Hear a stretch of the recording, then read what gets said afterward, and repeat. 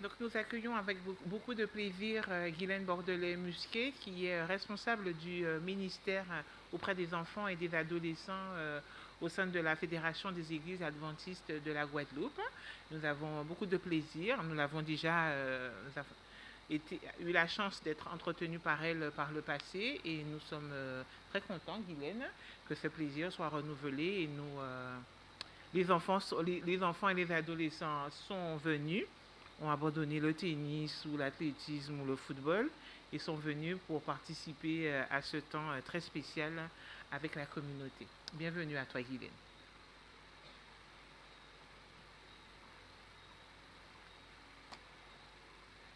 Je suis ravie d'apprendre que vous avez abandonné quelque chose pour venir ici. C'est vraiment vrai, vous avez abandonné quelque chose. Quand j'avais votre âge et que, je ne sais pas, les plus âgés se souviennent peut-être, nous c'était le dimanche soir en particulier, il y a le fameux western. Ça faisait mal au cœur, hein. On s'habillait en regardant la télévision le plus longtemps possible et il fallait partir. Effectivement, on abandonnait quelque chose. Vous savez que c'est très intéressant d'abandonner. Je peux prendre le micro? Ah oui, voilà. Merci. C'est très intéressant d'abandonner quelque chose parce que ça montre quoi? Quand on est prêt à abandonner une chose pour une autre. Alors là, je crois qu'il faut que je m'adresse aux enfants et aux adolescents qui sont rassemblés ici, même s'il y en a quelques-uns et par ailleurs. Quand on abandonne quelque chose pour une autre, ça veut dire quoi?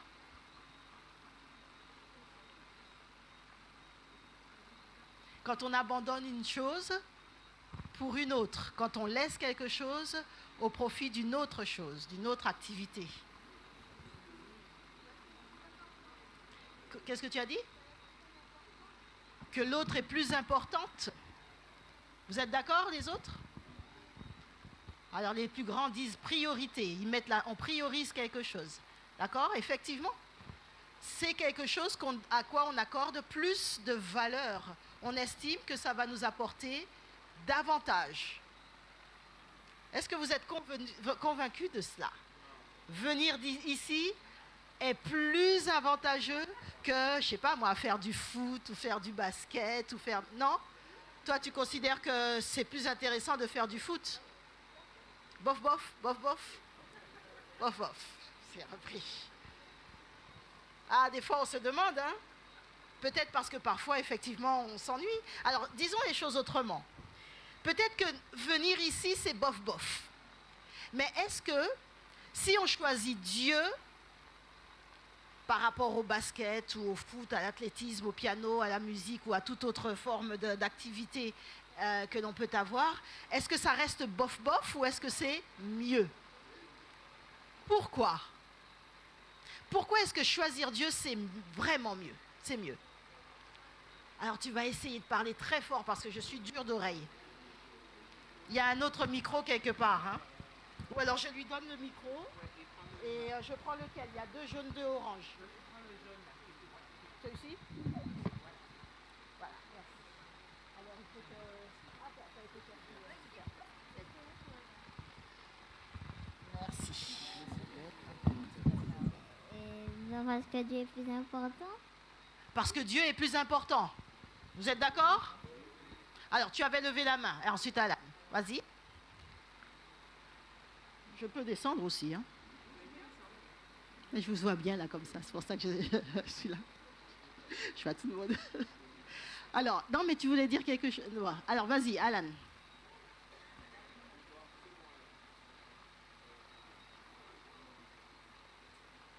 Bon, ben, fais sortir ta voix. C'est bon là? Voilà, c'est bon là. Voilà. Du coup, pour moi, Dieu est plus important parce que le terrain de basket auquel je peux jouer, il peut brûler du jour au lendemain. Mon piano, il peut finir dans un séisme, on ne le retrouve plus jamais. Mon portable, il peut brûler par je ne sais pas quelle raison. La maison, elle peut s'effondrer. Bref, tout ça peut s'effondrer. Mais la croyance que j'ai en Jésus et la vie que j'aurai après, elle est beaucoup plus importante. Elle ne disparaîtra pas. Ah, waouh! Voilà. Ah oui, vous pouvez applaudir. Hein? C'est de la réflexion, ça. Hein? Donc, c'est clair. Vous êtes d'accord, vous autres? Oui? Donc, avec Dieu, il y a de l'avenir, en gros. Et même plus que de l'avenir, il y a de l'éternité. D'accord. Qui est-ce qui a d'autres raisons de me dire pourquoi Dieu est plus important? Vas-y, vas-y. Ah oui, le micro, s'il vous plaît. Faites passer le micro.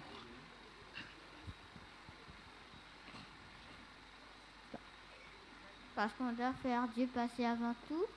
Parce qu'on doit placer Dieu avant tout. D'accord, donc c'est plus un devoir là. Mais qu'est-ce que Dieu t'apporte? Qu'est-ce que ça vous apporte? Est-ce que ça vous apporte quelque chose? Alors vas-y. Ben, ça t'apporte déjà la vie parce que c'est Dieu qui t'a créé.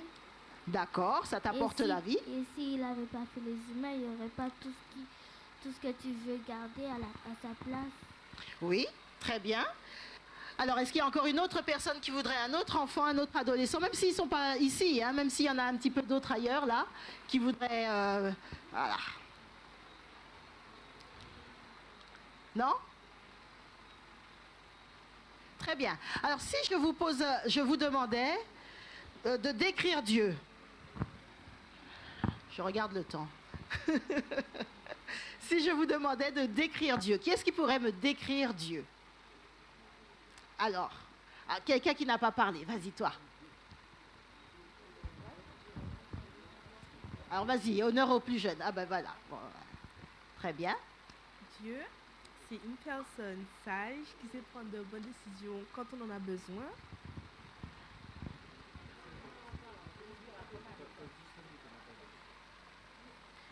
Je disais, Dieu est une personne sage qui sait prendre des décisions, de bonnes décisions quand il faut.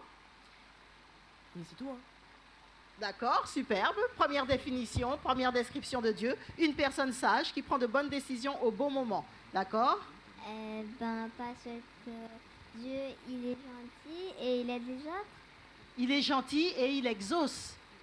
Ouais, superbe. Dieu est gentil et il exauce. Il exauce les prières, les demandes. Très bien. Est-ce qu'il y a d'autres choses, d'autres descriptions que vous pouvez me faire? Parce qu'il est l'alpha et l'oméga. Il est l'alpha et l'oméga. Ça veut dire quoi? La fin. Il est le commencement et et la fin. Superbe. Donc ça veut dire qu'avec lui, on va d'un bout à l'autre sans jamais s'arrêter. Ben, pour moi, Dieu, c'est le créateur. Il a tout créé. Et sans Dieu, ben, on ne serait pas là ce soir en train de le décrire. D'accord, exactement. Donc il est finalement à l'origine de notre vie. Ça rejoint un petit peu ce que tu dis. Il est l'alpha et l'oméga. D'autres descriptions, d'autres présentations? D'accord. Alors, on va faire un petit jeu. Je sais qu'avec Céline, vous avez fait déjà un peu quelque chose comme ça, mais vous allez prendre vos Bibles. Je pense que vous avez tous vos Bibles. Et vous allez essayer de me retrouver le verset, le mot, on va dire, particulier, qui décrit aussi Dieu. Vous n'avez pas vos Bibles? Zut alors, si vous n'avez pas de Bible, on est en problème là. Il n'y a pas de Bible d'évangélisation quelque part par ici? Les grands-parents, les parents, vous n'avez pas une Bible à prêter aux enfants?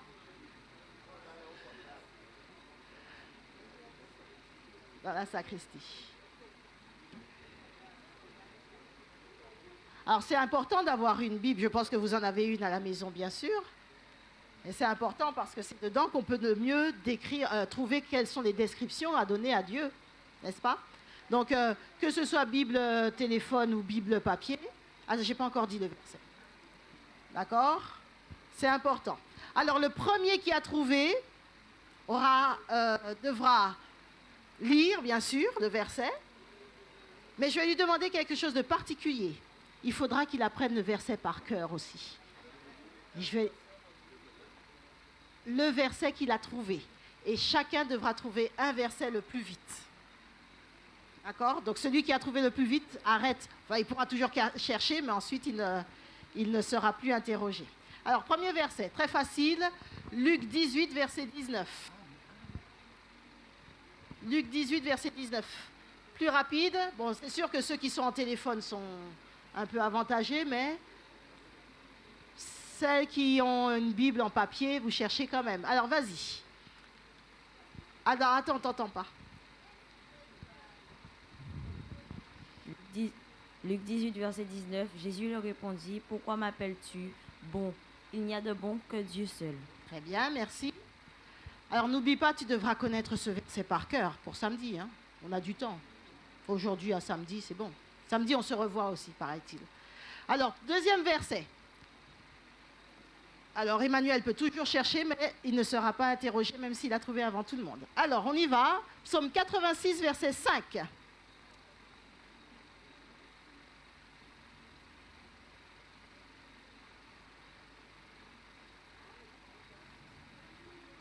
Psaume 86, verset 5. Ah si, on a trouvé ici. Car tu es bon, Seigneur, tu pardonnes, tu es plein d'amour pour tous ceux qui t'invoquent. Très bien. Shirley, comment c'est? C'est bien Shirley? Waouh, j'ai été inspirée. Tu devras connaître ce verset-là pour samedi. Tu t'en souviens? Psaume 86. C'est pas très compliqué, verset 5. D'accord? Tu dis quoi? Oui, tu as compris. Alors, un peu plus difficile peut-être. Hein? Naum. Non, mais attends, pourquoi tu abandonnes? Allez, cherchez ça. Naum 1, verset 7. On n'abandonne pas. Il y a une table des matières. Table des matières, quand on ne sait pas. Naum, c'est quelle partie? Ancien, nouveau? Ancien. Alors, vas-y, tu as trouvé là-bas. On cherche, même si on n'a pas trouvé le premier, mais on cherche quand même. Naoum. Vas-y. Premier verset 7. L'Éternel est bon, il est un refuge au jour de la détresse, il connaît ceux qui se confient en lui. Très bien. Donc toi, c'est pareil, hein, tu le connaîtras pour samedi si Dieu veut. Un facile, psaume 34, verset 8.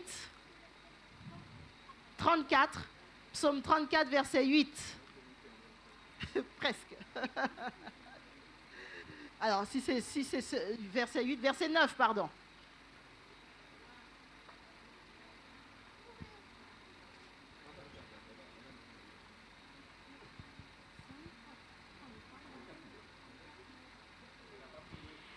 Et mon âme aura de la joie en l'Éternel. Attends, non, c'est pas ça. 34, 9. Alors, il y en a d'autres. Et voyez combien l'Éternel est bon, heureux l'homme qui cherche en lui son refuge. Très bien. Très bien, donc un verset facile. Tu dis? On devrait les afficher en haut? Ah, il ne faut pas afficher, on a dit, les techniciens. Alors, différent. Lamentation 3, verset 25. Alors, je ne sais pas si on aura l'occasion de faire pour tout le monde, hein, parce que... Mais ça serait bien si chacun d'entre vous avait un verset. Donc, on va essayer d'aller encore un peu plus vite. Lamentation 3, verset 25. Lamentation. Vas-y.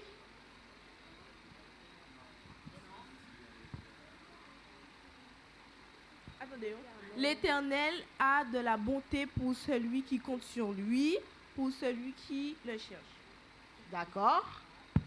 Très bien.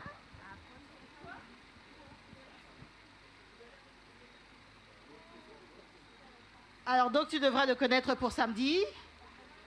Oui. 1 Chronique 16, verset 34. 1 Chronique 16, verset 34. Ah, ça vous fait chercher, hein? 1 Chronique 16, verset 34. Vas-y. Louez l'Éternel car il est bon, car sa miséricorde dure à toujours. Très bien. J'essaye de donner des pas trop faciles quand même. Romains 2, verset 4. Romains 2, verset 4. Donc tu devras le connaître hein, pour samedi. Vous avez tous compris, bien sûr. Hein. Le verset que vous trouvez, vous devez le mémoriser pour samedi. Moi, je n'ai pas mis les noms à côté, hein, mais je saurais me souvenir de qui devra réciter ou on ne sait jamais. Hein. Tu as trouvé, très bien. Romains 2, verset 4. Où méprises-tu les richesses de sa bonté, de sa patience et de sa longanimité? Ne reconnaissent pas que la bonté de Dieu te pousse à la repentance. Voilà. Alors si dans la version classique c'est un peu trop compliqué, vous cherchez dans une version un peu plus moderne. Alors qui est-ce qui n'a pas de verset là? Il y en a quelques-uns encore qui n'ont pas de verset. 1, 2, 3, 4, 5, 6, 7. Ouais, ou 2, vous avez. Donc on y va encore, attention, vite, vite, vite, vite, vite. On a encore du temps. Psaume 145, verset 7. Psaume 145, verset 7. Alors n'oubliez, je vais vous poser la question. Psaume 145, verset 7. Psaume 55, verset 7.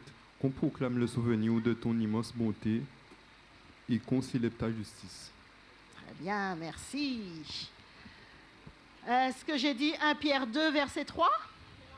Eh bien, on va chercher 1 Pierre 2, verset 3. 1 Pierre 2, verset 3. Vas-y.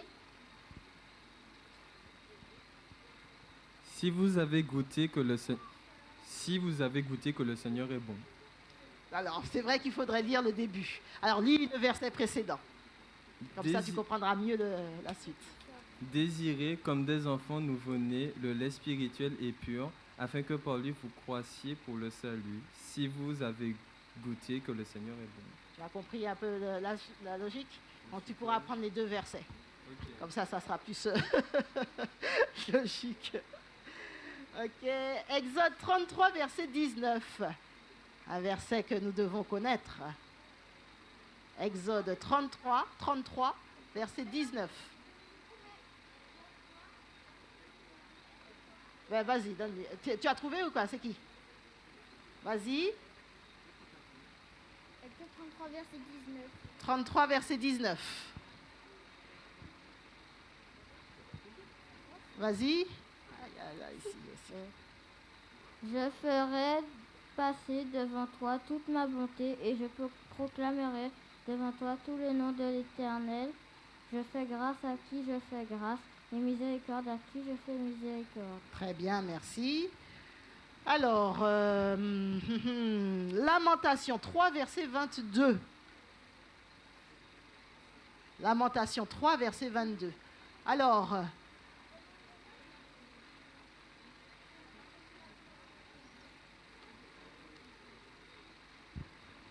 les bontés de l'Éternel ne sont pas épuisées, les compassions ne prennent pas fin.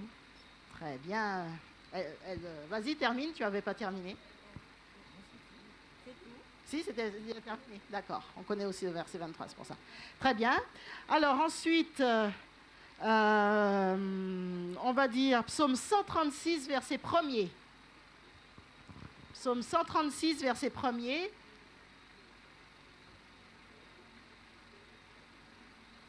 Vas-y. Ah, bon, ça sera pour après alors. Louez l'Éternel car il est bon, car sa miséricorde durera toujours. Très bien. Ensuite, ils vont tous y passer à cette allure-là. Psaume 100, verset 5. Qui est-ce qui est capable de le dire de tête? Psaume 100, verset 5.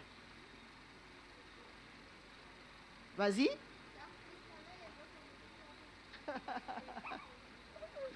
Non, il a déjà dit. Au fond, oui, vas-y, décidément. Car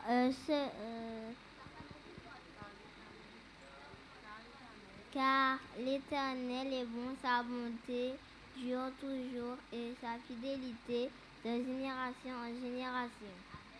Amen, oui. Alors, il nous en manque 3, c'est ça? 4? On va faire rapidement. Psaume 25, verset... Non, pas celui-là, il est un peu trop long. Psaume 69, verset 16.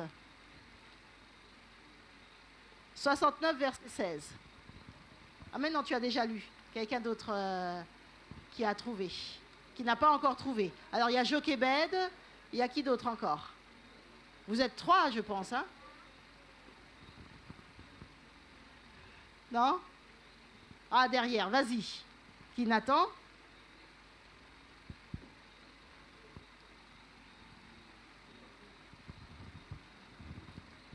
Test. Que les flots ne m'inondent plus, que l'abîme ne m'engloutisse pas. Psaume 69, verset 16? Ouais. Ah ouais, verset 17 alors? Exauce-moi, Éternel, car ta bonté est immense. Voilà, c'est plutôt celui-là. Verset 17. Dans tes grandes compassions, tourne vers moi le regard. Très bien, merci. Et on va se donner un dernier, psaume 135, verset 3.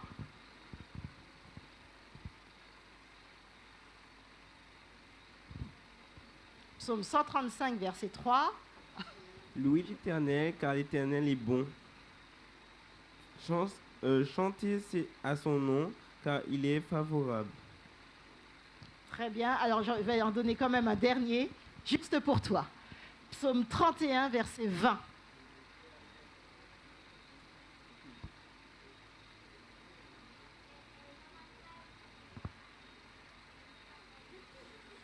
Eh, les filles, vous n'avez pas eu, hein? Ah, si, toi, tu as eu, c'est toi qui n'as pas eu. Ô combien est grande ta bonté, que tu tiens en réserve pour ceux qui te craignent, que tu témoignes à ceux qui cherchent en toi leur refuge, à la vue des fils de l'homme. Très bien, merci. Alors, on va dire le dernier, ça sera juste spécialement pour toi. Psaume 106, verset 1er.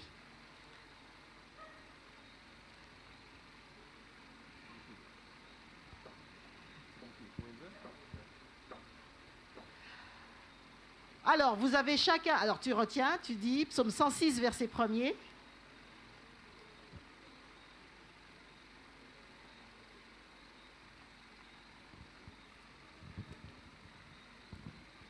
Alléluia, vive le Seigneur, loue le Seigneur car il est bon et son amour n'a pas de fin. Très bien. Très bien. Vas-y, reprends. Continue. Alléluia, vive le Seigneur, loue le Seigneur car il est bon et son amour n'a pas de fin. Très bien, merci.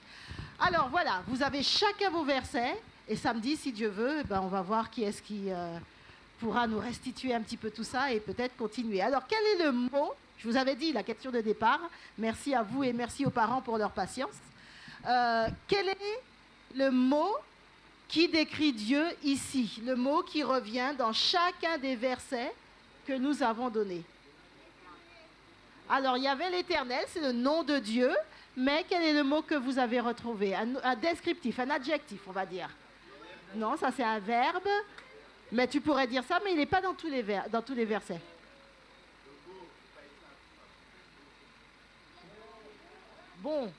Bon, vous êtes d'accord? Ah, miséricorde aussi, mais miséricorde n'est pas systématique. Par contre, bon ou bonté est systématiquement présenté dans chacun de ces versets. L'Éternel est bon. Qui est-ce qui peut dire aujourd'hui que l'Éternel est bon? Ça veut dire que tous, vous avez une expérience qui révèle. Comment est-ce qu'on peut dire que quelqu'un est bon? Pourquoi est-ce qu'on peut dire que quelqu'un est bon? Pourquoi peut-on dire que Dieu est bon? Parce que... Ah oui, excuse-moi, je te sollicite beaucoup, c'est le sport ce soir. Alors, donc tu disais, vas-y. Oui, tu avais commencé à dire quelque chose. Parce que Dieu, il nous a créés. Alors, est-ce qu'il est bon parce qu'il nous a créés? Sans doute, mais il y a des choses particulières. Vas-y, il nous a créés. Attends. Vas-y, dis ce que tu veux dire. Parce que je respire et je sais... En fait, j'ai pas... Pourquoi est-ce qu'on peut dire que quelqu'un est bon, mais pourquoi spécifiquement peut-on dire que Dieu est bon? Parce que je respire, je suis en vie. D'accord, parce que tu respires et que tu as envie. Donc il t'a créé, tu respires, tu as envie. D'accord? Parce qu'il s'est sacrifié pour nous alors qu'on ne le méritait pas. D'accord, il est mort pour nous alors que nous ne le méritions pas derrière. Parce que Dieu, il est bon et il nous a sauvés. D'accord, il nous a sauvés, très bien.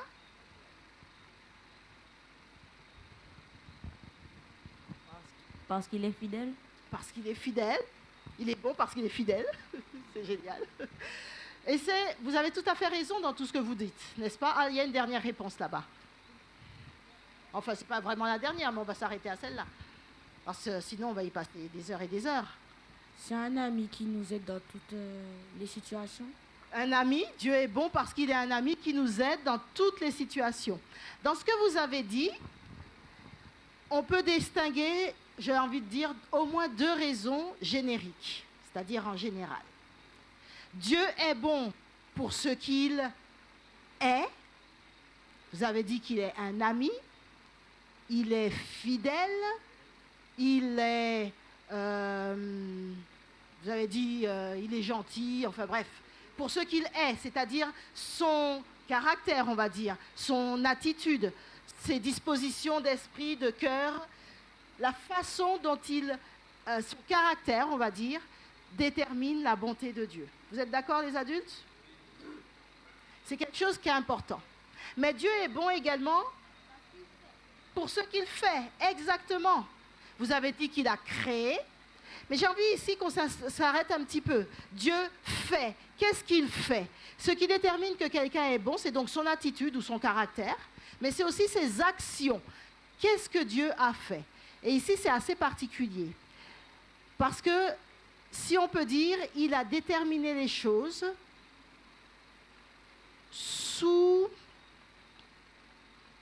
Enfin, il nous a fait du bien. Alors, comment est-ce qu'on peut dire qu'il nous a fait du bien? Vous avez donné des choses, vous avez dit, il vous a créé, il vous a donné la vie. D'accord? Qu'est-ce qu'il a fait d'autre? Il a guéri des malades, d'accord? Ça correspond un petit peu à la vie. Il a fait du bien. Vas-y, une autre réponse? Il nous a donné ce qu'on voulait. Ah, très bien. C'est toi qui as dit l'exauce, hein, c'est superbe. Il vous a donné ce qu'on voulait, ce que vous vouliez. C'est bien.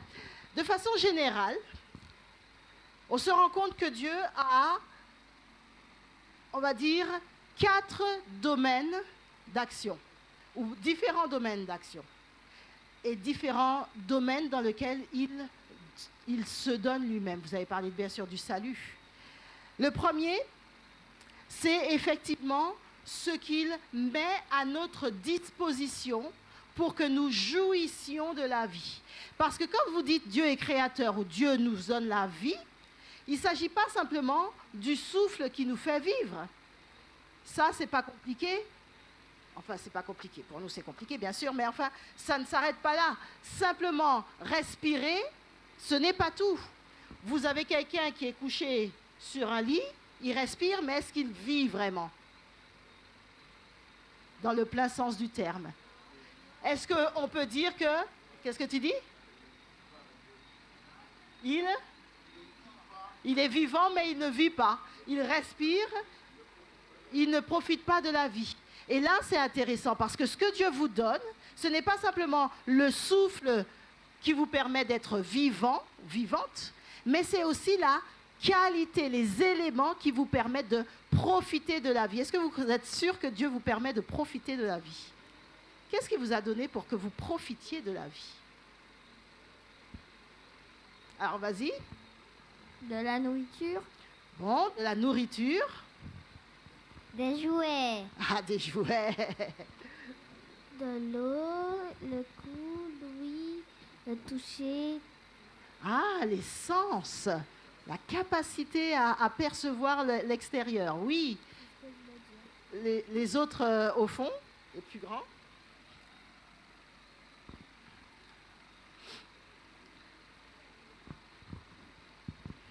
La liberté et le libre arbitre. Oui, aussi.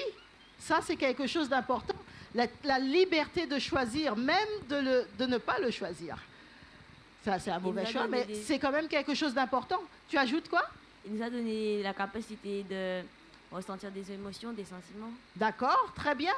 Et finalement, tous ces éléments... Alors, il y a une main encore qui s'est levée là. Ah, c'était ce que tu voulais dire? Oh, c'est bien, vous avez une communion de pensée. Eh bien, ce sont des éléments qui font... Tu voulais ajouter quelque chose? Excuse-moi. Vas-y. L'intelligence de l'homme. Il vous a donné de l'intelligence. Ce sont des choses auxquelles on ne pense pas forcément, mais qui font la qualité de la vie. Alors, il y en a deux autres qui veulent encore dire des choses. Il nous a permis d'inventer pour inventer des trucs pour nous. Il vous a donné le don de la créativité aussi et de l'invention, oui. Il nous a donné le don d'imagination. Imagination. Très bien. Et en fin de compte, on se rend compte que finalement, ce qui Dieu nous a donné fait plein de dons qui correspondent à la qualité de notre vie. Retenez ça. Qualité de notre vie. Alors, on va ébaucher quelque chose et on va le terminer samedi, hein, parce que là, ce soir, on n'aura pas le temps. Vas-y. Alors, moi, je dirais plutôt la conscience humaine. La conscience humaine. Dieu nous a donné la conscience. Très bien. Et on va se rendre compte que finalement, Dieu, ce qu'il regarde, ce n'est pas simplement que nous soyons vivants, mais c'est que nous ayons une qualité de vie, une bonne vie. Et ça, c'est important. Vous savez, il y a des gens qui pensent que Dieu est là pour les freiner, les empêcher de vivre pleinement. Mais en fait, c'est tout le contraire. Dieu a tout donné pour que vous puissiez vivre pleinement. Est-ce que vous connaissez, les adultes ici, je vous interroge, est-ce que vous connaissez un verset qui vient corroborer ce que je suis en train de dire? Je vous aide, c'est dit par... Alors, tu cites Paul, moi je vous laisse citer Jésus. Je vous disais que c'est Jésus qui l'a dit. Comment? Qu'est-ce qui a dit ça? Ah, c'est toi? Très bien. Je suis venu afin est la vie et qu'elle est en toute petite quantité, chichement, étriqué, malheureux, frustré, en abondance. Ça veut dire quelque part que c'est quelque chose de complet, dans quoi on ne manque de rien. Alors si il vous vient à l'esprit, ou que quelqu'un vous dit, ouais mais être avec Dieu, c'est frustrant parce que vous ne pouvez pas faire ce que vous voulez, dites-lui, tu n'as rien compris. Parce que c'est exactement l'inverse. Avec Dieu, j'ai tout. Et ici, le verset de Paul, nous avons tout pleinement en lui. Ça, c'est quelque chose d'important. On ne va pas aller plus longtemps, parce que sinon, je vais vous renvoyer trop tard chez vous. Mais on va garder ça à l'esprit. Donc, pour samedi, vos devoirs. Le mot à ne pas dire, le mot qui fâche. Pour samedi, le plaisir que vous allez avoir est de restituer le verset que vous avez appris. Alors, je vais trouver naturellement une petite forme pour que ça court comme un concours ou quelque chose comme ça. On va essayer de trouver pour que ce soit un petit peu plus amusant. Et l'autre chose à vous garder à l'esprit, c'est que la vie avec Jésus est une vie abondante. En principe, cette semaine, c'est la semaine de la gestion chrétienne pour les enfants. On ne va pas le faire parce que le temps ne le permet pas, mais juste pour vous donner une idée à quel point Dieu est là pour nous donner une vie abondante, c'est ce que je vais appeler les bontés de Dieu. Les bontés de Dieu. Est-ce que vous savez comment j'écris les bontés de Dieu?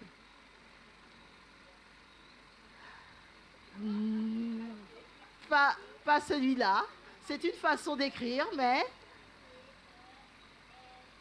Alors, B-O-N. Alors, tu as dit T-E-S. Alors, ça, c'est le bonté classique. Mais moi, j'ai dit les bontés de Dieu. B-O-N-S. Ah, le bon thé qu'on va boire. Non, ce n'est pas le thé qu'on va boire. C'est beaucoup plus simple que ça. Les bons, exactement. Les bons thés. Alors, j'avais demandé à Céline de mettre des thés partout, mais elle n'a pas fait. Elle n'a pas eu le temps. Les thés de Dieu. Et Dieu nous a donné un certain nombre de thés qui font toute la différence et qui nous permettent d'avoir la vie en abondance.